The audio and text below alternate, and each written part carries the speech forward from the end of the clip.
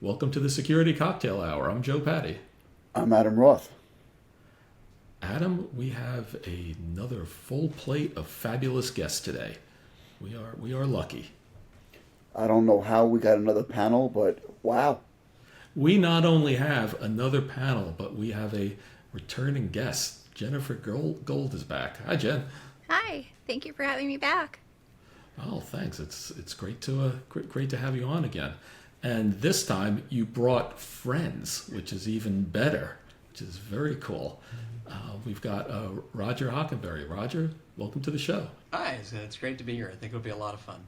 Yeah, thanks. And we also have Patrick Arvidson. Patrick? Hey, thanks for having me, and thanks for putting up with my crap for the next hour. Well, I was going to say, like, before you said something, I was so nervous because to let everyone know, we had a little audio problem before this, and I'm like, please let the audio work. Please let it work. We also had a little bit of a shirt problem, Joe, too. Nobody told me. Yeah, I know. No one told us about the shirts, but we'll get to that in a moment. But first, everyone, please, whatever platform you're on, follow us, like, subscribe, gives us thumbs up notifications, really helps us, and we'd love your feedback in the comments. So please drop one, and we'll probably answer it. We should bring up the fact that we're starting to get hate messages, so we're looking better. Yes, we got a hate comment, our first one. It was awesome. I've been looking forward to that. Oh, Cheers. did that come upon the release of my most recent? No, it wasn't yours. It was a different one. It was actually one of the promo clips we do. That's a great sign. That was means you're doing something right when you get I know, that. absolutely. You know, if you're not making anyone angry, I guess you're not going trying hard enough. I or had a something. boss who told me you didn't make it until you got a grievance filed against you. All right. You're not going good until you get hate mail. And I was also told in basketball, there's no foul until it's an autopsy. That's right. Oh God. All right. So today's drink is the Hurricane. All of our hurricanes look different. We all definitely improvised the glass. Well, it's hard to find hurricane glasses. So mine is the Florida Hurricane with the umbrella shredded and turned the other way because we've had 3 hurricanes in the past couple months, including one a couple weeks ago. So this is what I'm drinking this evening. So made with rum that is distilled in Key West. I'll try not to say names. I don't want to know. I don't know if I can. But distilled in Key West. So just a fun drink. And cheers to everyone. Cheers. Cheers, everyone. Happy Friday. Happy Friday. Absolutely. So we'll talk about the topic of the shirts real quick, Joe. Yes. So in the intelligence community, in the Department of Defense, it is a centuries-old tradition. I don't even know how. I say that as a joke. That you always wear a Hawaiian shirt on Fridays because you're supposed to be relaxing. It's the equivalent of the casual Friday. So Pat and I just do it out of habit, I suppose, and we didn't think to tell you guys that this was one of the things. So there, now you've learned something exciting and new. Pat, don't you? It's always Friday, right? It's always Friday. It's a tradition. We actually have a dress like somebody day once a year. One of our TDs is always in Hawaiian shirts, no matter what day of the week it is. And so we all come in on Fridays or that day of the year all dressed to the nines in Hawaiian. That's right. Or you do a whole thing where you can do the opposite. Everybody will wear a Hawaiian shirt, and one day a guy wore a full tuxedo. Some people will wear a 3-piece suit, but it's usually the Hawaiian shirt is the key. You got to wear the Hawaiian shirt. Yeah. So I'm not part of that fraternity, but I will tell you, Joe used to yell at us when I used to work for him, don't do any hunting on Fridays. It was always at 3:30 p.m. Like, I think we found something. It might be an IOC. I don't know. And Joe's like, why are you hunting on Fridays? Do you remember that, Joe? Well, that was really just an extension from the general IT rule of don't I break know. anything on Friday. You know, I know. it's a bad time to make changes. And then it's like 3:30, and then it's 4:30, and then it's 5:30, and then it's 9 o'clock at night, and we're still stuck there on a Friday because we had to go looking for something. Now, my goal was always be finished 1 o'clock. Don't answer the phone and don't look at email. Yes, sir. That is That's surprise. good if you can manage it. That is surprise tasking moments, right? That's when you know you're going to get something. So See, in the Pentagon, the real key is to schedule meetings Friday at 3 o'clock. So nobody shows up. Oh, So- if so- you Yeah, it's really so that people that have to travel don't come. it's when you want to make a real decision. So if you're Yep. like you're at a program specific point, it's going to be we're moving forward in our program, we're doing something else, we got to vote on it to get approval. You make it at Friday, 4 o'clock, because only the people who are going to be on your side are going to show up, Yep. and everybody else is gone. And then you vote and you say, "Hey, it passed, and we made a decision to move forward on the program, but you weren't there." well, I'll tell you, at one point, I went to work for a Japanese bank, and I tried that trick, and you learn it doesn't work with them. You schedule a meeting, they show up. It doesn't matter. That reminds me of that TV show Night Court. They go, how did you become a judge? He goes, it was Saturday and they called everybody out and nobody was available. Everyone was playing golf. But because I was available, they made me a judge right away. I was the only one that answered. Yeah, so that's the secret of getting things done is make sure you appropriately schedule your meetings in the government. That's the key.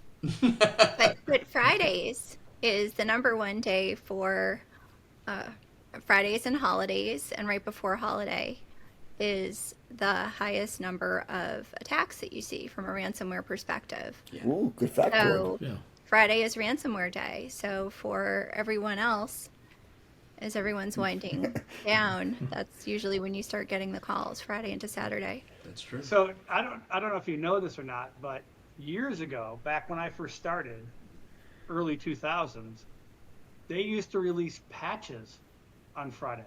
Yeah. Ooh, And That's insane. Wasn't We Tuesday. as an agency went to Microsoft and Sun Linux and all that folks and said, "Can you do it earlier in the week?" And it was Oh. moved to Tuesday, Patch right? Tuesday. It was actually moved to Tuesday to give people a chance to patch their systems before Friday, before the weekends, before we had organized crime, right? Reality, and so when all the hobbyists wouldn't go nuts during the weekend. You know, you bring up a part where I was involved in a very large event of over 50,000 people, and I told my boss at the time, do not push a change within 12 hours of the event. He goes, no, it'll be fine, it'll be fine. I'm like, no, we don't have enough time to recover. And he pushed the change, and we lost connectivity through a very large wireless network. So that's the point. Don't push changes end of the week, and don't push changes before a major event. Yeah. And Yeah, it's the- and I used to Go ahead. always tell people, like you're saying, Jen, Fridays they hit, also holiday weekends. I Yeah, say, guys, I always. know everyone wants to get out of here for Memorial Day, but the bad guys know that too. They know we want to get out Right. of here. Right, Well- and then Yeah. yeah, right, or right before the holiday, especially if it's cyber fraud, and the banks will be closed the next day. That's right. It won't matter. And I don't know much about how government works, but it's true, right? You know, when the people that are on call, it's not usually the highest tier people that are on call. It's usually the lowest tier people. I'm not saying, when I say low, it's not to disrespect anybody, but it's more the people who are new. And they're on call over the weekend. So if you're going to push an attack, you're waiting for that person's on call with minimal amount of people to support it. Don't get me wrong, people have great plans in incident response, and they'll get the right amount of people together.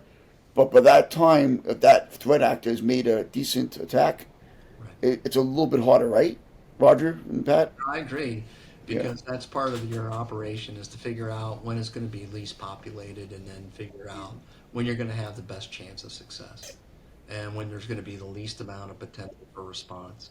Because even if somebody are like, well, I'm on call, well, my response time might be several hours, right? The fastest I can get to anywhere. So again, there's not a lot of teleworking necessarily in some areas. So you can't just dial in to do things. You have to go physically to the location. And I would think banks and things would be the same, at least in my experience there. Anyway, so Joe, we're like all over the place already. Yeah. Yeah, no, but you would Hey, think you that know. people would rethink the staffing model, the resourcing model, knowing what we know. But we're still like, yeah, it's the weekend. The junior Nobody high. does, because it's always going to be the same. Nobody wants to do that, and that's, when you're more experienced, you don't need to be on the weekends. I don't. Well, and we've changed the response model, right? It used to be didn't have really VPN, and you could RDP into something in the earlier years, but now you have to carry a football with you, and I mean football. I mean like the laptop that has the VPN, that has MiFi, that has a cellular, that has everything, because you can't walk around just with your cell phone anymore. It's very hard to do that with the level of support and security layers. So, if you're not carrying that with you and you're going to an event, you might have to go home first, get into your desktop, your laptop. It's crazy. No, I Sorry, agree. Jen. Sorry, Jen. We're all again. You knew bringing Pat and I into the conversation, it was going to go everywhere, right? Right. And No, I'm trying to that's the and I'm great trying to part. restrain And myself just enough. I know we have Actually- stories. We have many stories to tell. But I realized we started going in all kinds of directions before we even did intros. Yeah. So you guys didn't really give your background, and you just said that I brought some friends. But I think it'd be great for everyone to know that the friends I brought are from formerly the CIA and NSA and what we're doing now. So I think it'd be fun to do intros, not to take over Joe and Adam. Absolutely. Well, I'm not going to apologize for being all over the place, because, this is the security cocktail hour. And my original concept for this was like you're a bunch of security people talking at a bar. So sometimes the discussion does go all over the place. But you're right. We should know who we're talking about. Yeah. We have some very very esteemed company. So maybe you can all tell us a little bit what you'd care to release about what you do. And Jen, even though you've been here before, we'll let ladies go first. Okay, thank you. And then there's been an update since I did the Right, last show. right. So I'm now the Chief Information Security Officer for Risk Aperture, and working for Roger and with Pat, which is very exciting. Well, congratulations on the new job. Thank you. That's right. We should drink to that, everybody. Here, here. Drink to that, Here, absolutely. here. And the hurricane's really strong. That means things are just going to get better. And it tastes kind of terrible. Well, it's the passion fruit at the end. If you put the passion fruit, that's a really strong flavor. So it kind of depends what rums you choose too, right? So at least I chose matching rums, that they're from the same company, a dark and a light rum. Yeah. No, Roger, I've got swill. Like, it's like Bacardi. Yeah, me too. So, I want to add a new rule. If you're on the show at least the second time, you're kind of a guest co-host. You got to do it that way. oh gosh, Adam, that's putting a lot of pressure on people. Gosh. Yeah, Jen's now kind of a guest co-host. She gets that honorary title. I don't know. Thank you. An honorary title. See, perfect. Thank you. Pat, do you want to talk about your esteemed background? Sure, why not? Hi, I'm Pat Arvidson. I spent a combined 36 years in the Department of Defense and at NSA. I started out as a Chinese linguist, and I rolled into doing threat intelligence. Eventually, I was the Senior Information Assurance Liaison to NATO headquarters in Brussels, which was an awesome tour. I was also a founding member of what was called the Network Attack Support Staff. So that's the predecessor of U.S. Cyber Command. And then I spent a tour at the Pentagon as the executive director for the principal cyber advisor, which means I was the fifth most powerful person when it came to cyber in the Pentagon, which really means I got the Secretary of Defense coffee quite often. Wait. I'm sorry, Pat. I need to know this. This is important information. How does he Sure. like his coffee, or she like her coffee? Black. Thank you. Oh, Thank you. Hardcore, of course. That's the only way Absolutely. you should be drinking coffee. Yes. Agreed. And then I finished up my tour, running a couple programs, but the one that I'm actually most favoritive of is this program we call DODCAR. And DODCAR was DoD cybersecurity analysis and review. And really what it was how do you use threat intelligence effectively to optimize your security stack, right? And from that, we used major investments in the Department of Defense. We saved roughly over $2 billion one year on honing in on what was the real risk and not what was the flavor of the month.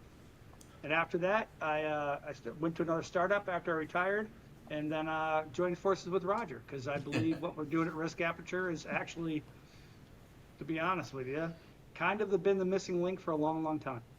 Yeah, it's fun. Well, I've got to tell you, hearing that, I think the most impressive thing might be that you got DoD to actually save $2 billion. Who else can say that?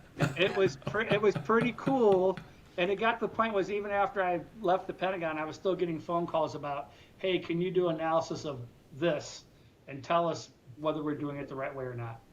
I thought you were going to say that they were looking to find out how to get the coffee. Oh, yeah, well, that's a different issue. No, so you have to understand, in the government, there's basically a little tin can, and you have to put money into the tin can before you can take coffee. So nothing is free in the government like that. Everybody has to bring it in and pay for it. Doesn't matter. Even if you go to super crazy places and you think, oh, well, they'll have coffee. No, there's that little tin cup, and you got to put your dollar in or a quarter in and have stuff. So I guess that leaves me. Is that right, Joe? You're up, Roger. So I started my career for a small company. We were an IBM partner. I used to code assembly language, Oh, God. and there was a product manager, and they basically said, "Hey, well, I shouldn't say. I wrote assembly code for Citibank as well, but they're just like, hey, we have this new product. We want you to take it over. It's called Internet Dial-Up." Then I was recruited to a really feisty small startup. We were scrappy, kind of doing our thing. It was called Netscape. Oh, God. we I've did heard of that. we did okay at Netscape, I think, in the end. I'll tell you, I've never worked with smarter people my entire life. Everybody was. So, funny story, you go out to Mountain View to get your sort of orientation. I'm sorry, we're going to have tons of stories tonight, too. And I sit down for lunch, and this is, the very start of the big tech boom, the internet boom. And they have the chef and everything. And I sit down, and the people are there, and the guy I'm working with, and we're like, hey, what'd you do this weekend? I'm like, well, it's putz around, playing a little golf. And the people across from me, it was husband and wife, they're like, oh, well, we created a brand new scripting language called PearlDAP this weekend, and we just published it. And it's like a way to use Perl and LDAP together. And I'm like, maybe I need to up-level my game a little bit. Because it was one of the most mercenary places that you'd ever worked. It was very much a meritocracy. And you had to really work hard to be there. Then I went to Sun for a while. Oh, wow. And then Gartner. I was a managing partner there. And then I was at the CIA. They sort of asked me to join to mess things up. So, Roger, I need to know, what was the first assembly language? Was it like a Z80A? Is it 6809? Was it 8088? What was it? No, I was using an Apple II, right? That's back. Yeah, it's 6809 or 6509, right? Because what happened was I was one of those nerds that I wanted to go to summer school because I'm a nerd, and they would offer free programming classes in BASIC. So I think like when I was in high school, I wrote a program to teach people how to do math, and then I wrote like a little game from scratch using a joystick, which was really incredible to use a joystick at that time on an Apple. So, Roger, you're going to call me a liar. Right. I did the same exact thing that you're talking about. I wrote two things. A program to use to draw things, Yeah. and also to teach math.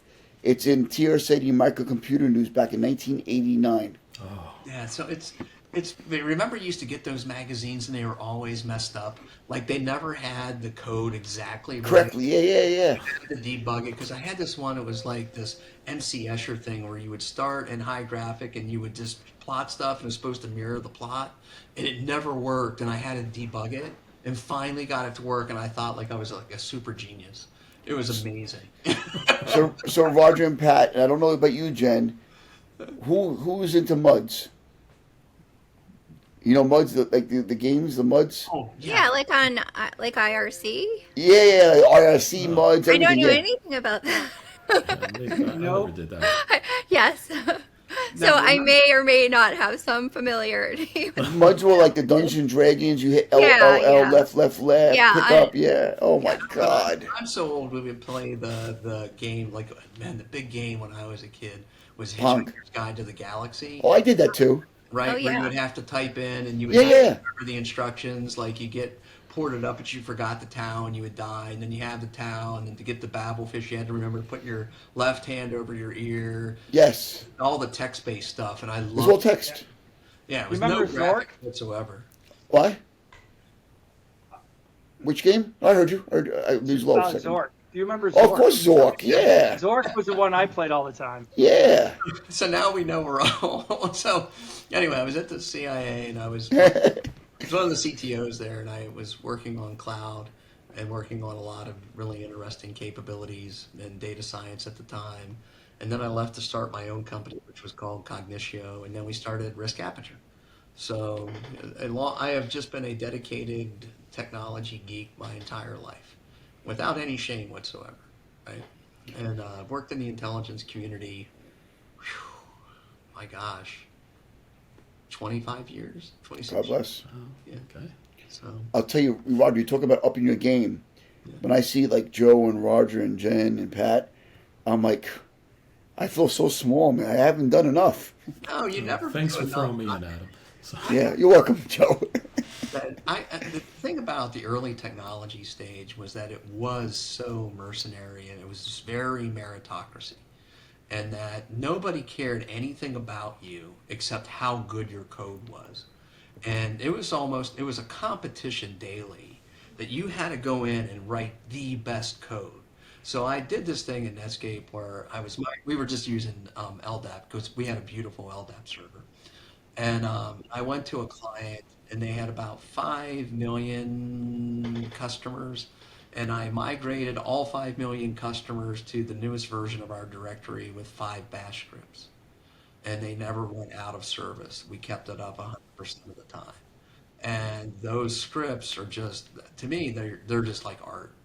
And, I showed it to one of our CTOs one time at our other company, and he's like, dude, that's beautiful. I'm like, that's the whole point. That's what technology is about. It's not writing all this stupid code that you had to sit there with the little flashing cursor. Now I know how old I am because now everything is just so driven by, point and click. But you had to write really tight code, right? And nobody does that very much anymore. yeah, I know what you mean. I'm also old enough to have started out as a Unix admin. Right. And I remember you script everything, and like the guy who was the king of the admins was the guy who had a bunch of shell scripts and sat there and read the paper all day and didn't have to do any work. Oh man, I love Bash. I love Bash scripting so much, and I love Perl. Perl's like duct tape, right? Perl could do anything, and that's the thing that people don't realize is, and then you look at this new stuff like like Python. I really dig, but Python is so buggy from version to version, and they deprecate stuff, so the commands don't work all the time. But it's a great little language. I love it. But you've got to be like, I'm only learning version, 3.14 or whatever version, because they change it so often. I'm sorry, I still code stuff. I shouldn't say that, but I'm a nerd. No, when I was working at AQR, the hedge fund, there was this guy, and he was on a big kick with Rust, and he's like, "Do you know Rust?" I said, "No." He said, "Learn it." I said, "Okay, sounds like a good idea." So then I did, and that was fun. But I always love staying really close to all aspects of things because they all connect. Well, And there's so much creativity to technology, I think, that we don't consider. Well, no, I think that because I have a lot of musician friends, you can see the guitars, and they all talk about the evils of certain platforms. Like I don't like Spotify, I like Tidal or whatever, but I don't think that people realize that technology is just as creative. It can be just as creative as writing a song or just as creative as painting, and that same sort of flow state exists as when you're playing a song or writing a song. That is the same, to me anyway, the same creativity that goes into writing really good code or creating a platform or creating an idea. I don't really see the delta personally. I did some Cisco training down in Herndon, and when I did some Cisco training, I went to a CCIE class, For those who don't know what CCIE is, a certified Cisco inter-network expert, and if I said it right, and the instructors were saying, how many of you are into music? And of course, I didn't raise my hand, and I felt inferior.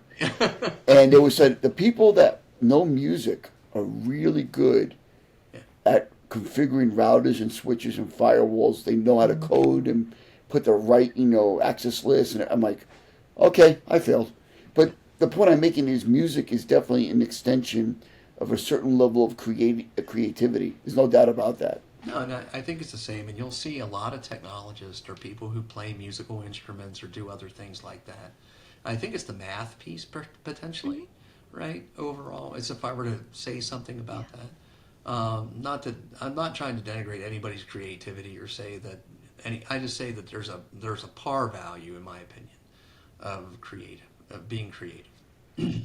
Yeah, it trends. Yeah, there's been many studies on what side of the hemisphere of the brain does what, and music, math, languages all come out of like one side, right? So it only makes sense that if you're good at math, you might be good at music. If you're good at music, you might be good at computers, coding, whatever it is, right? But that's one of the reasons why we refer to it as an art, right? Some of this stuff is obviously it's science, but there's an art to what you're trying to do, whether it's coding, whether it's threat intelligence, whatever all it is, right? Understanding the pieces and puzzles and how they all connect together is artistic. Or whether it's tradecraft, that too. Yeah, that too. So all that stuff, yeah. That all comes back to that. Yeah, it really is true that the people that can reproduce the same type of results doing many different solutions, or finding solutions for many things, they're rare. I've seen people write scripts to do things. I was like, how did you do that? But now we used to talk about people that did hacking, and we call them script kiddies.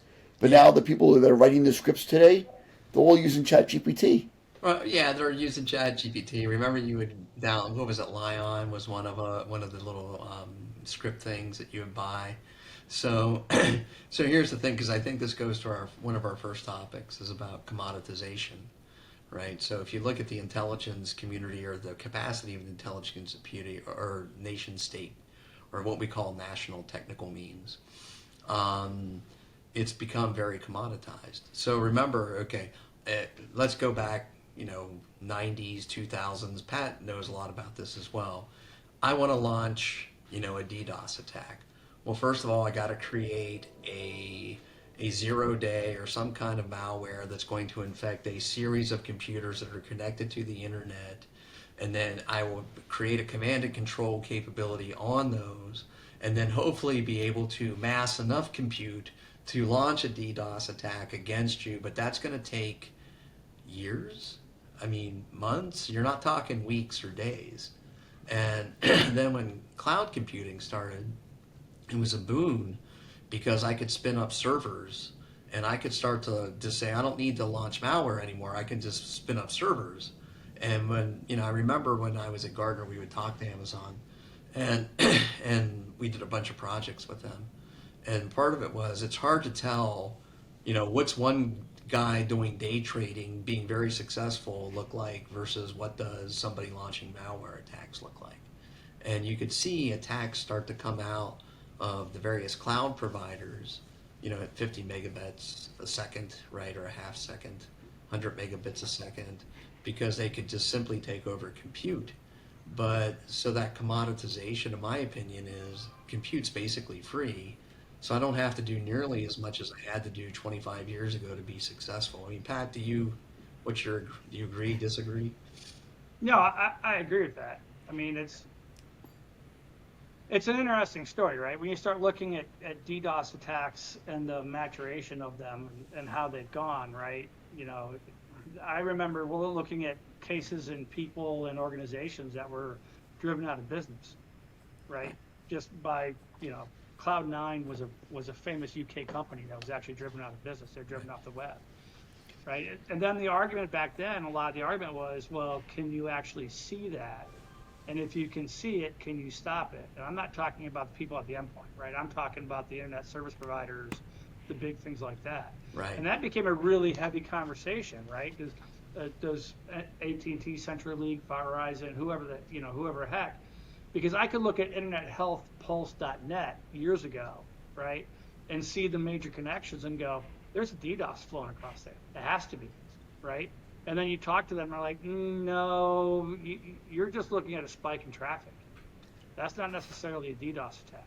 Yeah, but it's Right. everywhere though, Pat. It's not just that. So it's even just the intelligence function. So let's wind back to like the 60s. So the 60s, you might take all this time to generate and groom and collect an asset. So an asset, somebody who actually spies. Intelligence community agencies don't spy. We get people to spy on our behalf. And you would say, okay, we got this Russian guy. He's in the military, and he smuggles out, or gets to us 15 pages of the Russian military's order of battle for, Eastern Europe, right? And then people would make a career out of that. Man, we got 15 pages. That's amazing. And we have satellite pictures. Today, I can download the entire thing in 0.001 seconds, right? Yes. Or I can find 20 petabytes of all that immediately. It's the same thing. So that's the commoditization. Things that were really hard to get. Remember, satellites, like the Corona satellite, was created because we couldn't get assets in Russia. So we had to see what was going on. So we developed a whole series of technologies just to basically take pictures.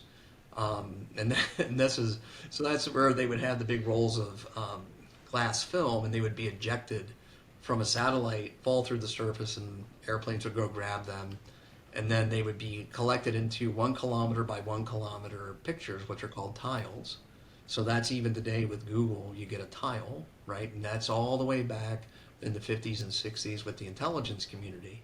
But now you can go look at Google Earth and look for anything that you want. People, there's a whole website based on, look, we found weird crap on Google Earth, right? And they update it all the time. And so there's this thing called a light table. You can see that the Uvar Hazy Center is backed by one of the space shuttle. It's back behind that. And you would get this tile and you would stick it on this light table. And it was like a 3D effect thing that you would look. And that's how you would do your intelligence gathering. It's all done by Esri now and other companies. Yeah. But that's what I mean on the commoditization curve. So it's easy for anybody to act as an intelligence agency almost. So that's like Bellingcat. Bellingcat's come up in the news in the last year or two because they actually do the same function as, the director of analytics or analysis.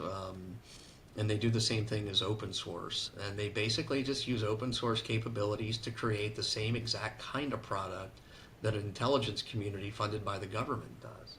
And I'm not saying it's equal because it's not, but it's getting very close to a particular level of expertise. I mean, Pat, that's you, unless you guys have a question, but Pat, your thoughts, because that's what I see happening. No, if you're talking about the commoditization, I completely agree with you. I mean, there is a reason, right? There is a reason that Congress is pushing very hard on the intelligence community to move further and further into open source intelligence, Right. What we call OSINT, right? The fact of the matter is that stuff is as good as, right? And in some cases better than what the intelligence community has, right? Because the intelligence community is restricted by a lot of different laws and a lot of different things, right?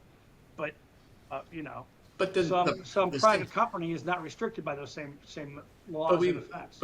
But we would have the same argument all the time. It's like, well, why do I want to spend a lot of money and time to convert Jennifer as an asset when I can just convert her telephone?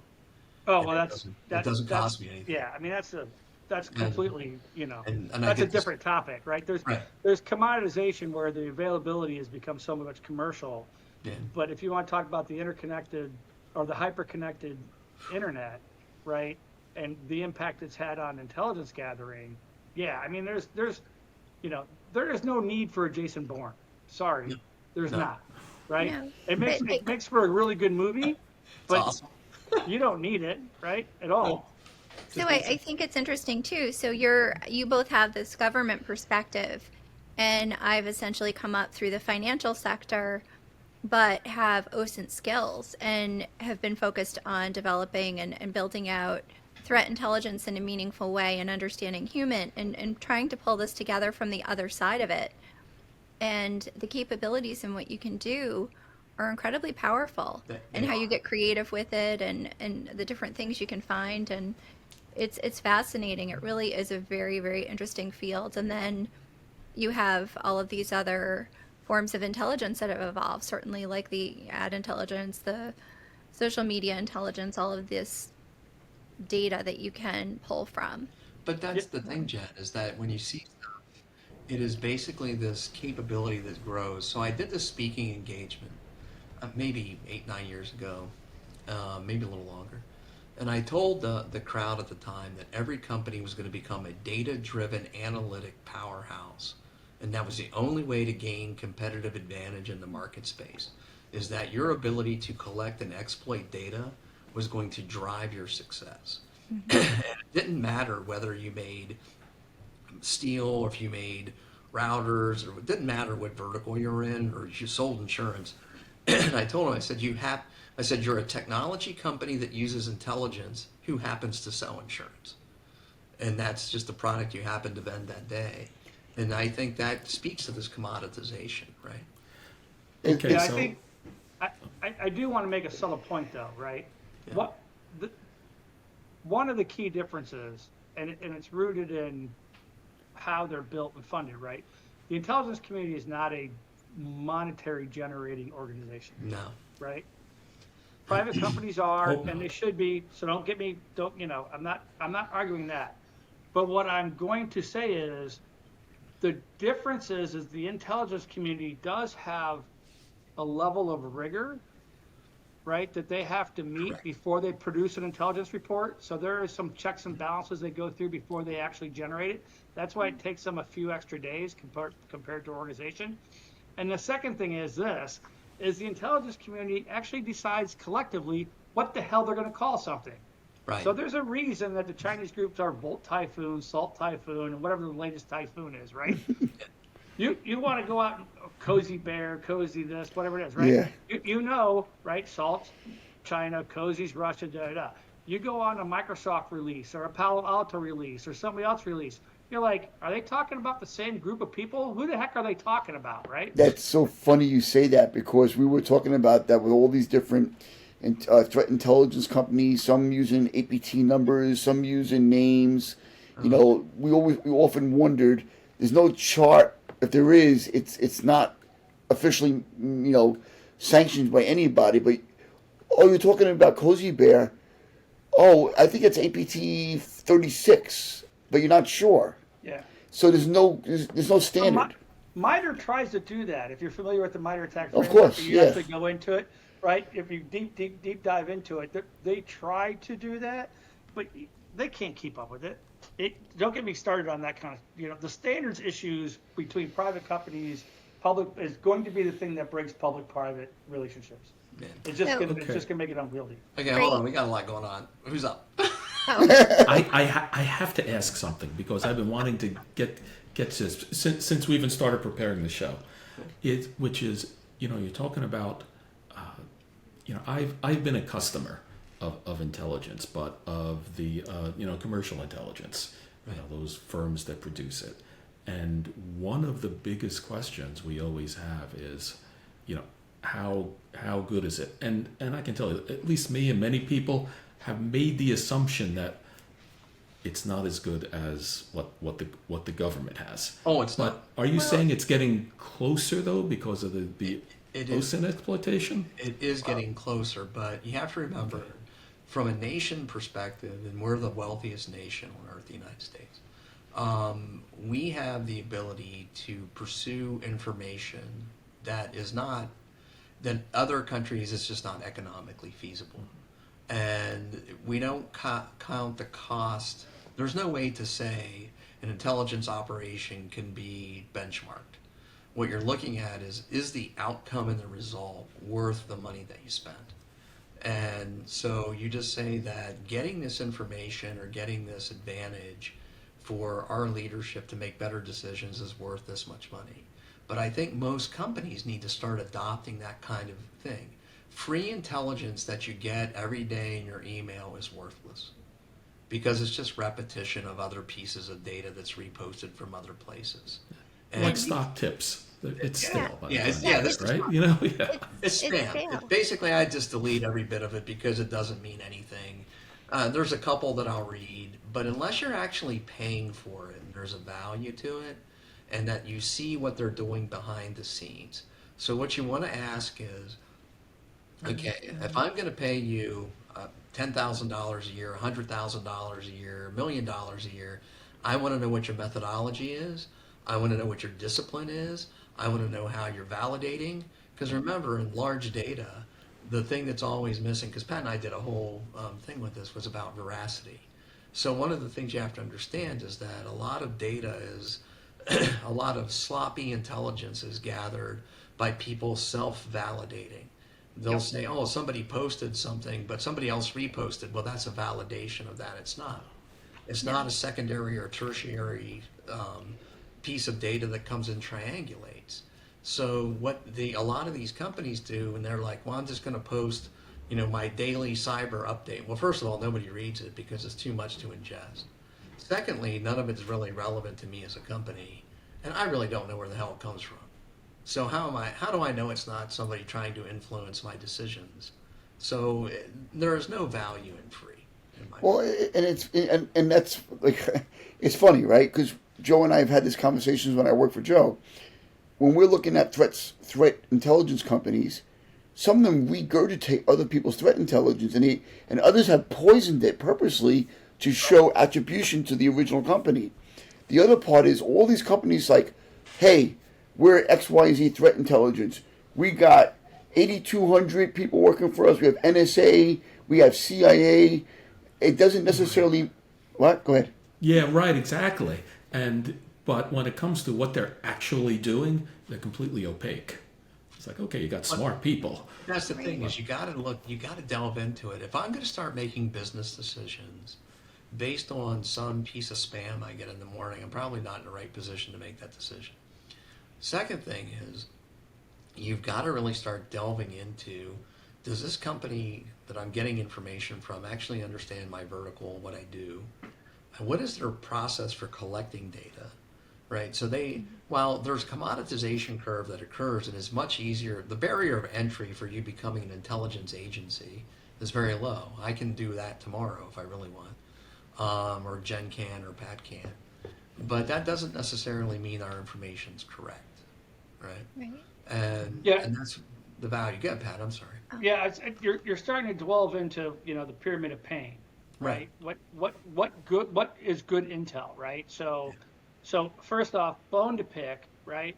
A lot of the intel providers talk about these are all we have 80 billion collection points, right? And all of our collection points are different than our competitors. That's baloney, right? So first off, their collections, one of two things.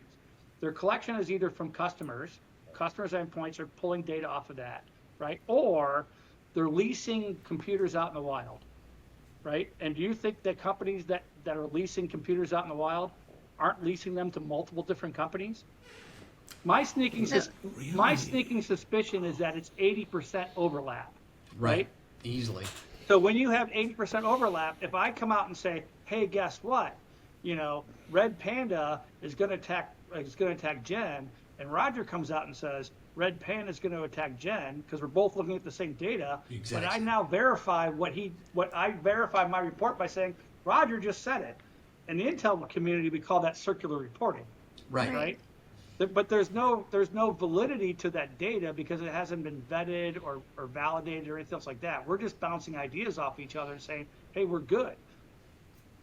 Right.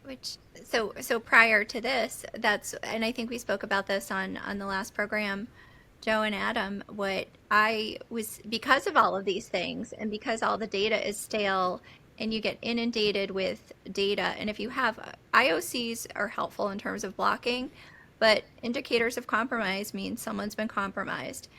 And my focus has always been, that's a failure. I want to get to the left of that. I want to figure out what's happening beforehand, understand that, and then prevent it to the best of my ability. Why are they being targeted? What is it about them that's attracting cyber criminals. And so I was really focused on pulling people in. A lot of the people from the team I was on were from DC3, which you guys are probably familiar with IC3, and then there's the DC3 version, and human, and just getting embedded in these different groups and being able to monitor some of this activity from an old-fashioned intelligence standpoint and looking at things in the planning and reconnaissance stages, and then understanding how they're targeting specific organizations, and then correlating all of that using, what you've determined around the patterns and the technology and methodologies that you put in place, and then the proper validation and reporting of these things. But I think we've really, what we call threat intelligence is not actually threat intelligence. And it's a disservice because it's just keeping us behind in this very reactive position where we're not getting ahead. That goes back to what we were just talking about, is what's the standard for, who has the standard for threat intelligence? What does that really mean? And I'll give you another example. Joe and I, we would do an RFI, and we would want to know, okay, we're involved in a certain merger and acquisition. And during that merger and acquisition, we wanted to know whether or not there was possibility of somebody trying to compromise. I think Roger's laughing, but we want to find out how somebody compromises something. Are they looking for us? Are they coming for us? And you would ask that question. And you would think that the absence of, the delta of it, that nothing has been heard, means that nothing's going on. And that's not necessarily true. Yeah. No. But then I would ask these threat intelligence companies, hey, how are you getting your intelligence? Oh, we can't talk about it. It's because you don't really do anything, possibly. Well, first of all, it's okay to tell you what my methodology is. It's not that you're going to replicate it because you don't necessarily have the skill. But it's okay to say that we have this kind of cell, and this is the data that we typically collect. This is our validation process to create veracity. This is how we look at a report that's going to be specific to you, right? It has to be tailored. Right. The stuff that I see coming through is just, I'll look at it every once in a while. I get some tailored stuff from the government, from other places. But I think that, what you have to say is, what decision am I trying to make? And you're always going to say, I want my company or my enterprise to be safe. But safety isn't necessarily the same as recovery or remediation. And what are the biggest problems I'm going to have, right? What are the attack vectors? How are people looking at me?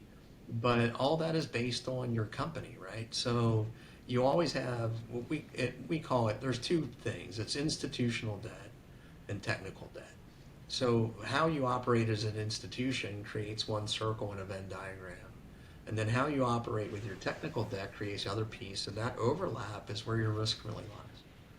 And that's what you're really trying to defend against. So it's not just, first of all, you never know, how do I defend against the 0 day when I don't know what 0 day is going to be released tomorrow? It's a dumb question. Right? That's bullshit.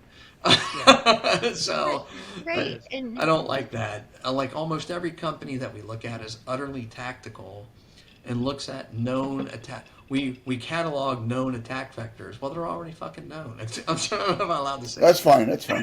Say whatever you like. but that's the half of the hurricane.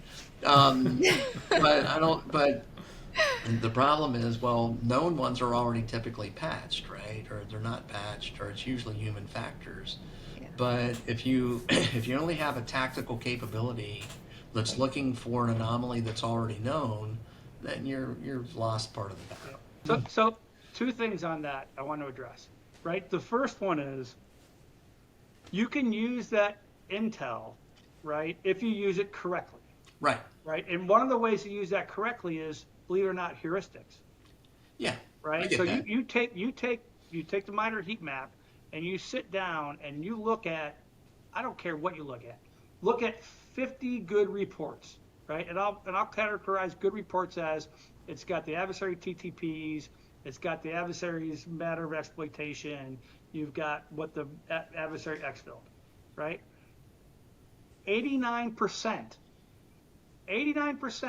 all required some type of command line access. Right. That's what it needed, right?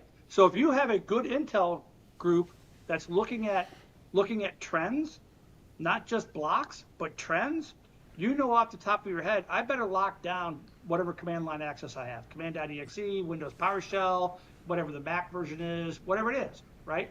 I'm gonna put ABAC around that, and I'm gonna lock that down. Guess what? I just stopped a crap load of 0 days, right? Well, I think that's cool. But, you know, it kind of gets back in my mind to something we talked with Jen about last time is, you know, when you talk about trends, they're kind of general trends. When I was, you know, director of a security group, what I really wanted to know was, you know, can I get any insight into what's coming at me? Yes. And get it before it. Not the stale IOCs, not the general view. It's like, what? Personal Get me attacks. as focused as I Directed. can. Yeah. Directed. So that was the second point I was getting at, right? Was what I would call indications of warning, right? So when you take you take the 1920s risk formula, right? Risk equals threat plus vulnerability plus impact, right? Threat is actually broken down into two other things. One of it is capability, no problem, right? That's what we spend all our time looking at. But the other part is of intent. Right. Commercial intelligence organizations cannot get intent. Right? Well, it's harder for them to get that. What? But I think that's the problem, is contextualizing the intelligence for themselves is the issue. Because you have to remember that, you know, what's important, you know, what are the things that are most important? My intellectual property, right? Things that we're doing from a building perspective. Crown jewels. Yeah, well, I don't like to call it crown jewels as much because I think that's tired a little bit. But for example, like if you watch like McDonald's is a real estate company, right? I was just going to say that earlier. Go ahead. Yeah. It's a real estate company. And they do a ton of research into where they're going to place their restaurants. And you'll notice that as soon as a McDonald's is built, a Burger King or a Wendy's or something appears, because Burger King and Wendy just say, well, we're going to build wherever McDonald's build. Right?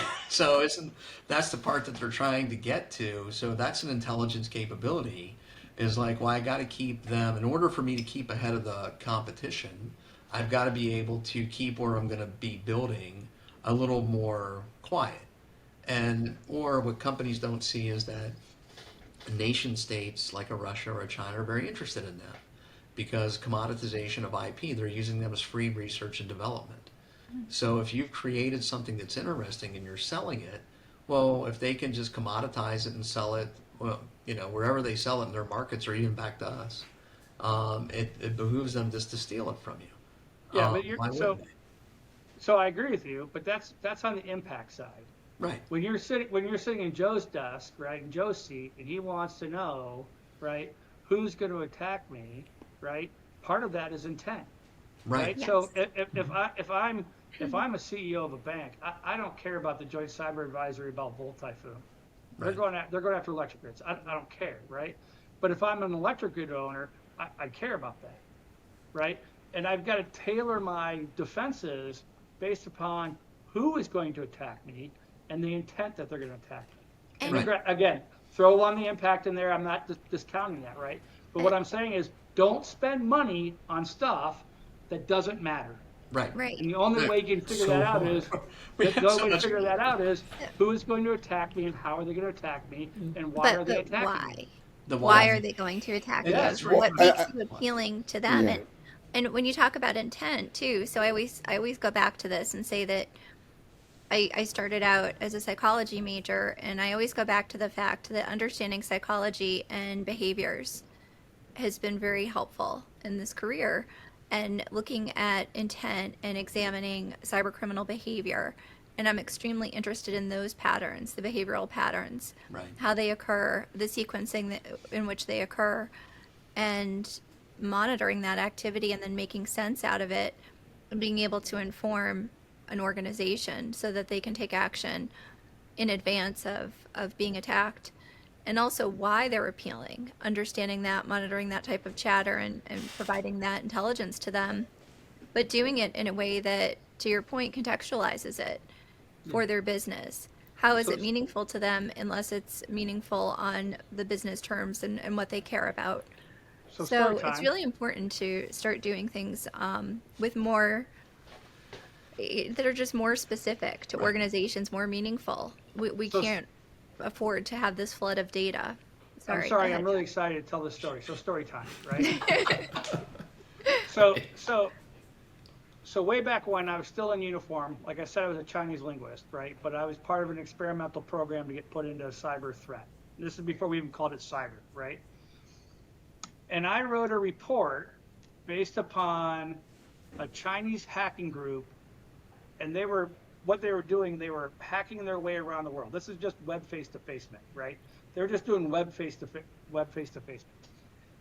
And they were doing this thing around the world, and in the chatter, just in regular IRC chat, right? IRC. The US hacker groups were starting to say, they better not come here. They better not come here, right? Beautiful. And they started, it started being like this whole argument over at this website back then. But so I wrote a report that basically listed out, I plotted out how many days it were going to take to get there and everything else like that, right? And I wrote what's a predictive report that's saying on the 4th of May, it may happen on the 4th of May because there's Chinese significant cultural significance. It may happen on this day because of Chinese cultural significance. So I factored in some of the culture aspects to it, right? Mm-hmm. I published that report in October, right? Saying it was going to happen in May. It went on a speaker circuit, started talking to everybody and everything else like this about it because it was the first time that we had a predictive report. And it was awesome until a stupid pilot ran into the EP3. So believe it or not, the hacker war still happened, but everybody blamed it on the EP3 that happened 2.5 months after I wrote the report that these are the dates that was going to happen. Well, I'm sorry, I might be a novice. What's EP3? Yeah, you got to translate that for us. Oh, I'm sorry. It was the Navy spy plane that the Chinese collided with. Okay. So, yeah, don't you remember that they had to land in China and then they sent the plane back to us in pieces after? Yes. Yeah. Yes, I had friends on that plane too, by the way. I remember that because we were like, arguing with them about getting it back, and we wanted to get back intact, and we don't know what we got back because it was all whatever, pulled apart. Yeah, that's okay. But we did that to them. The Russian, some guy defected with one of their, a MiG-25 or something, and we returned it to them in pieces, right, after we took it. Yeah, I saw that movie with Clint Eastwood. Actually, if you go to Wright Pat Air Force Base, you'll find some other airplanes sitting in hangars that were torn apart. Right. Yeah. I mean, there's a whole different. That's a whole different topic, off topic. Yeah. So, but let me just tell you this, Roger and Pat and Jen, and I don't consider myself really an intelligence threat guy. I've never really did it at that level, especially your level.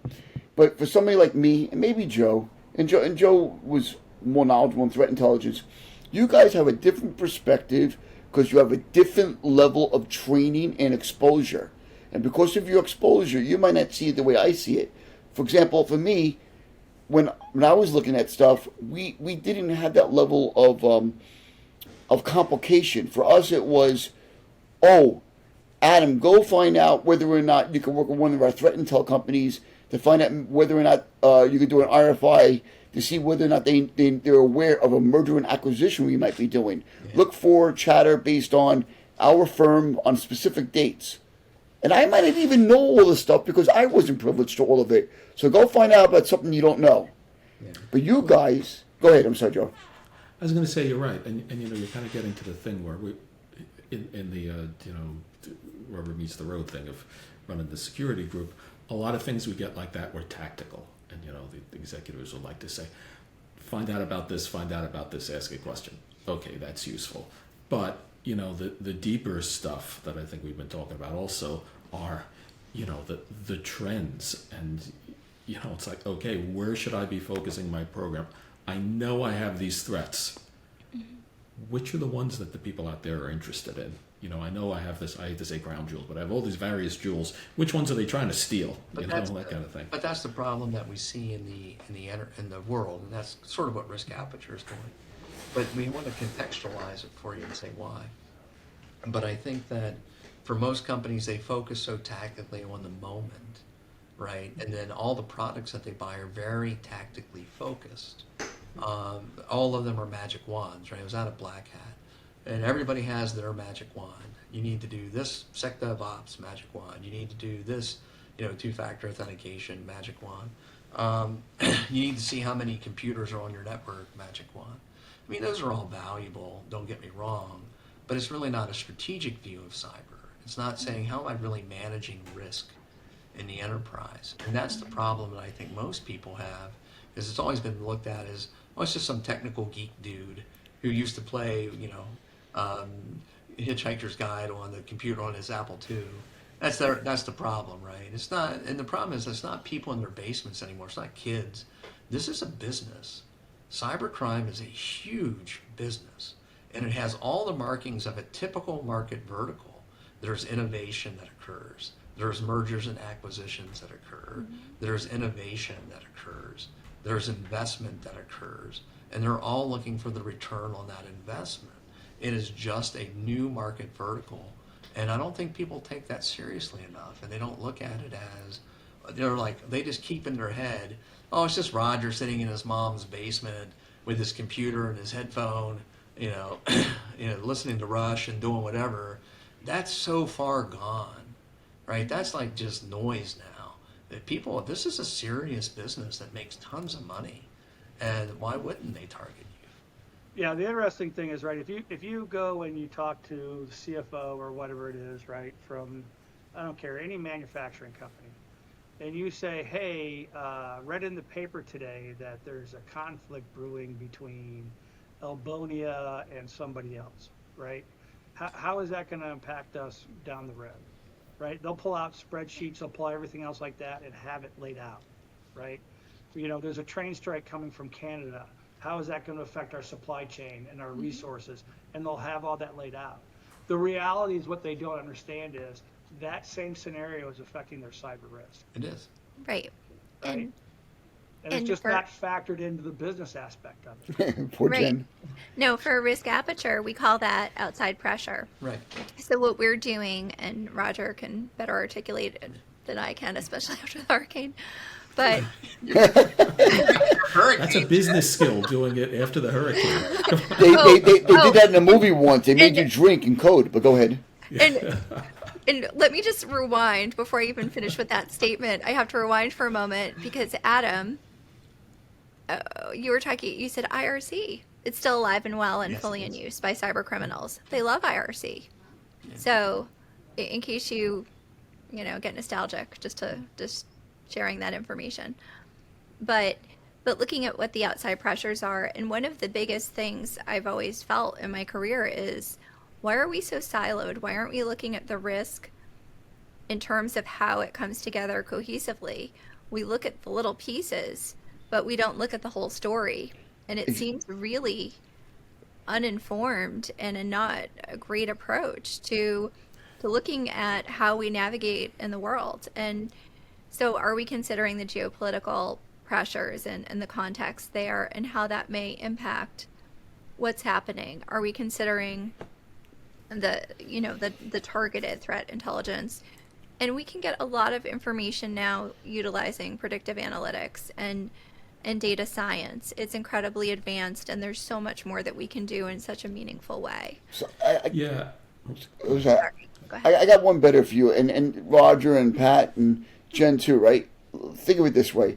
We talk about all these different things, the environment and the different things that are happening geopolitically and what might affect it, but sometimes there's no rhyme or reason other than the fact that somebody just wants to do something. Somebody wants to pick a place. And maybe I'm wrong, guys, but what we don't think about is a lot of the times, I follow the MITRE and like I did two-factor authentication, I locked down my command line, but did you lock down that camera system that you have? Did you lock down your IoT devices? Because you might have protected everything in your network, but did you look at your third-party stuff? Did you look that stuff, right? Oh, but so that's another great topic about what we're doing on the third party side. And Roger can speak to that more eloquently than I No, can. but what you're going to understand is that most of the time, from a cyber perspective, your weakness comes from third party, right? Yes. And third party doesn't just mean the HVAC dude, right, from the Home Depot or Target Attack. Third party now means like CrowdStrike, right, or Solar. Yeah. So when you're a SaaS provider, you're like, well, I'm going to use all the SaaS provisioning tools because they seem to be cheaper.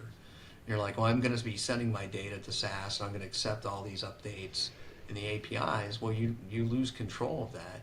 So you're only as good as hopefully the engineers at CrowdStrike are. Not to be mean to them, but they had an issue. It's not a cyber issue, let's say. But they had, let's say, an attack of incompetence. So now I'm relying upon a company having the skill sets and the capabilities to do something that I have outsourced to them. And I have to rely on the competency of those people to do their job in order for my enterprise to continue to operate. Like Yeah, I but say, here's the, no. Sorry. I want to pick on one thing real quick, Adam, because all the points that people are making are valid and they're very, very good, right? And it's important to understand all those things. The point I want to pick on is that how you segued from somebody just wants to do something and do I have my webcam locked down? Do I have this thing locked down, right? Yeah. So there is a distinct difference in skill level from somebody who's just going to do something and go after your webcam, as opposed to somebody who's going to do something and go after your third party to infect you, to somebody who's sitting in their basement just trying to do something, right? Like Roger said,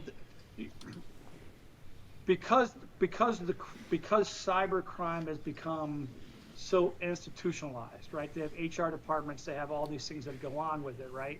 vacations, yeah. You don't have to worry per se from the guy who's just going to, or girl, whatever it is, sitting in their mom and pop's basement that's doing something because they're trying something out. Is it going to cause you problems?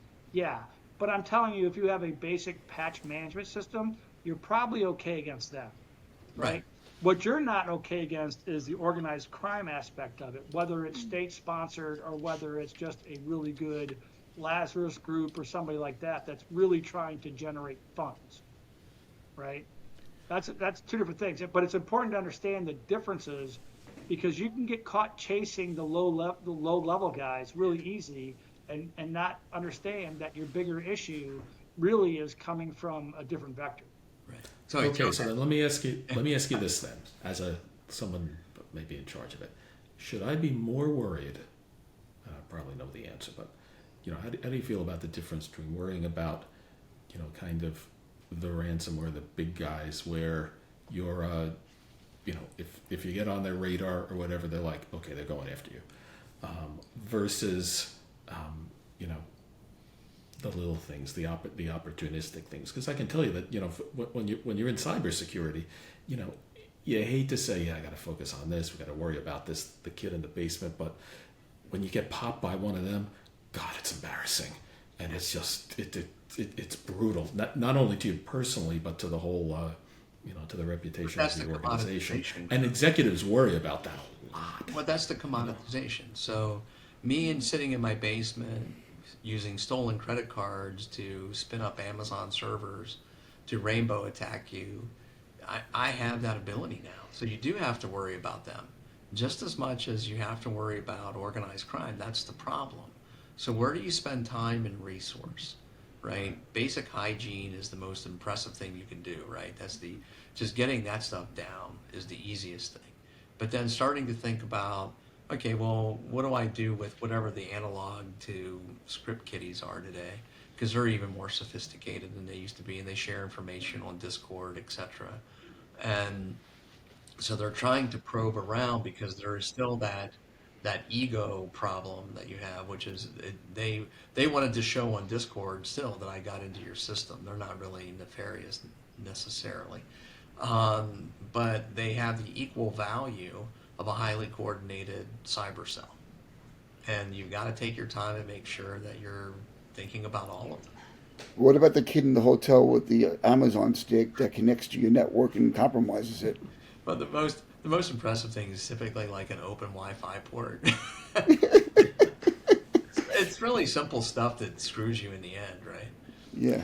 Well, it's so funny, because we've had so many people on, and we believe it too, who say, when we say, like, what's the best thing you can do to improve your cybersecurity? What's the best thing? And they're like, the basics: patch, get your accounts under control, look at your perimeter. The real basics. The last time I looked at a macro sense of that, it was in the neighborhood of 80%. Yeah, I was just going to say that, yeah. Yeah. You're eliminating 80% of the attacks. That's exactly right. Yeah, with the basics. Well, okay, so Roger, Jen, Pat again. If somebody wants to get into your network and has money, let's just say it's a threat actor, is it a 100% chance of getting in? Yes. If somebody wants to get in, they're getting in. That's what I And would think. however, you have the ability to make that more difficult and less appealing to Yes. them. It's the same thing as having a security system or a lock on your door. It's a suggestion. It's an annoyance. It's something that is Harder. if they're going to get in, they can get in. They can take the door off. They can do Yeah. whatever they're going to do. It just becomes that much more difficult Right. based upon your security. And it raises And- awareness, right? Yes. So And Yeah, I think what I a lot think of it comes- people go ahead, I'm Pat. sorry, it comes down to a time factor, right? Can you keep them out long enough where they get bored and decide to go get somebody easier? yeah. That's what it comes down to. Well, that goes back to being a government agency. When you're a government agency and you have unlimited pockets to a certain extent and you need to accomplish a goal for a certain reason, you probably can do it if you really want to put all that effort into it. Yeah.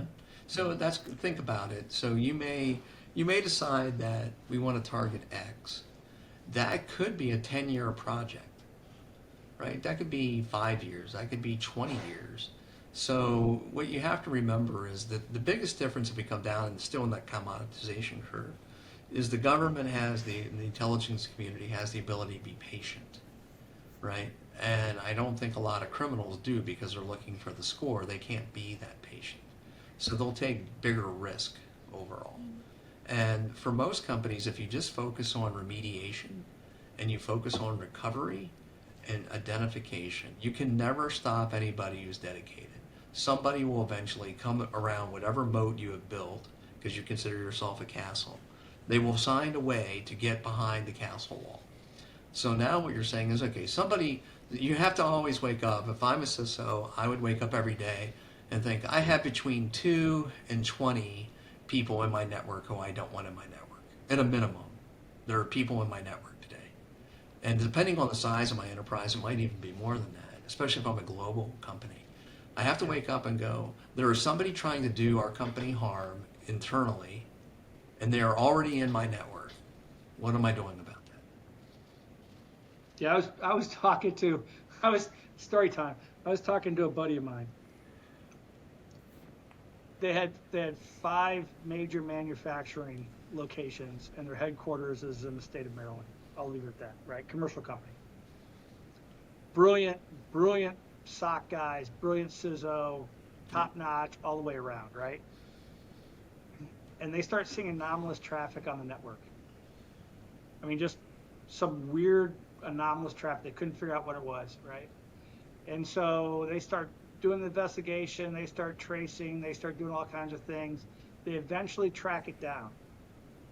They eventually find a Raspberry Pi that's been hooked up to their indoor garden to regulate their water system. It was put in and deployed by a janitor. Yep. Excellent. So Joe and I had something similar like that, where we saw what we thought to be, I want to say anomalous traffic, and it was a certain employee using like a PlayStation or something like that. Well, you see that a lot too. It used to be a long time ago. I was at Netscape and Sun that people would have, porn servers or something on the network. Oh, I've seen that too. And they would have other things that they were using, company bandwidth basically to Yes. create another thing. So that's still the bigger problem, right? So again, if you take nothing out of this whole whatever, how long we've been talking, I would warn people that their intelligence gathering has got to be contextualized better. Yes. But more importantly, you must understand somebody's already in your network looking to cause you harm. Someone is. Yeah. Once you're past like 20 employees or something, right? Do we want to segue Yeah. into zero trust now? Nah, we don't want to talk No. about that bullshit. We want to No. bash. I was going to say we want to bash That's on that another- crap that's for an another show. hour. Yeah. I've gotten thrown out of Joe's office many times for telling Joe, you realize somebody's probably on our network right now. Out. I have. Well, it's because you did it Friday at 3:00. Yeah, exactly. Come on. No, No, Pat, Pat, it's zero trust unless I have to trust you. Then I guess it's not zero trust anymore. Dude, I don't even want to get into it. I don't even. Yeah, but you know, That's Yeah. another hour, dude. That's another hour. but And it does bring up also- something very important that I don't want to get too deep into. But you know, it's like, yes, people are going to get into your network. Yes, it's going to happen. You can use the intelligence to avoid it, but it's, you know, the detection is so important. Yes. And the response. I mean, there are so many people who think, oh, someone gets in, it's game over. Not even close. You got to find them. You got to make it not only hard for them to get in, but hard to move around once they get in, so you can catch them. And yeah, those guys working for the company, they got a quota. They got to pop a couple people in there 8 hours, and they might get a little hasty. You know. I finally found the audience to ask this question. I just realized it. This is the question I've been trying to ask for a long time. What do you guys think about packet capture for detection? Adam's favorite topic. This is your favorite topic? Really? You don't have anything else going on in your world? He's got a thing about packet capture. The most East to expensive west, security north to technology south. you can get. He wanted. Drove me crazy. The problem is that most companies don't have the right technology to do it. First of all, Absolutely, yeah, we know that. it has to be FPGA enabled, right? So we're not. That's getting way down into weeds and stuff. Because I like NVIDIA very much. I love their product, but recursive is recursive. I think that with packet capture, an FPGA card will help you sort of look at things further down the line before they get into your network, and you can do better anomaly detection. But so let me ask you a question. You have Hold on, Pat's going to say Wait a something. minute. As long as you're not encrypting traffic in transit. Yeah, that's right. Doesn't matter. well, we know about that. That we know about that. But my question to you is this: is if you had a company, and I'm not talking the company you have now, and you had you do enough have a money. company. No. But a company like, let's say you had manufacturing, Yeah. and you had the money, would you do packet capturing? I mean, I would look at this as maybe a potential thing that I would look at as part of a SOC. I'd be more interested in data coming in or going out of my enterprise. Right. A lot of it's going to be encrypted anyway.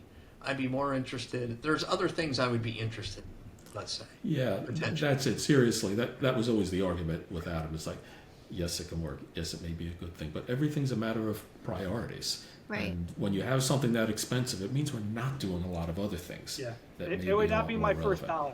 Yeah, Right. wouldn't be I'll tell my you first that. dollar, but it would be something like I would pick up a couple things to put into a router to look at some stuff and experiment with it and think about it. But from a bigger SOC perspective, you're looking for it's just anomaly detection, right? And Yes. and but the problem there is that you got to understand your company better and where your perimeters are. A lot of really large companies don't even understand. Shadow IT takes over so much. We Right. did a project with a company.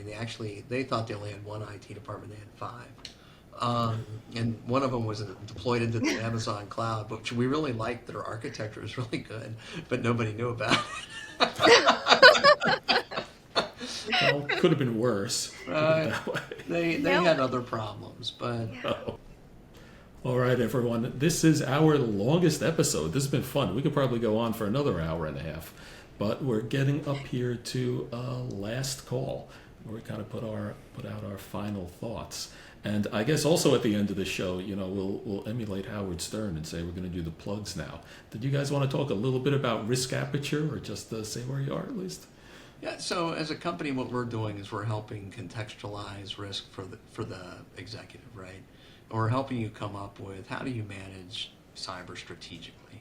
Let's get out of the tactical weeds. Let's stop talking about magic wands. Let's start talking about what are the threats that we're going to face. How do we actually start to plan for that? How do we remediate and recover faster?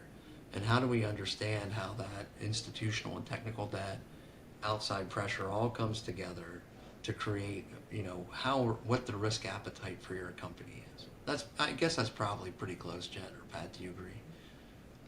No, I think we're just taking the culmination of our experience in the field and our different perspectives and bringing it together to look at risk holistically and in a meaningful way for organizations. Yeah. And also distilling that information so it's consumable. And so people can understand, we're quantifying and qualifying the risk for companies, which is really a huge gap that exists right now. You can't move cyber programs forward if you can't quantify what the risk is. Yeah, and I like to just say that we just take geek speak and make it business speak.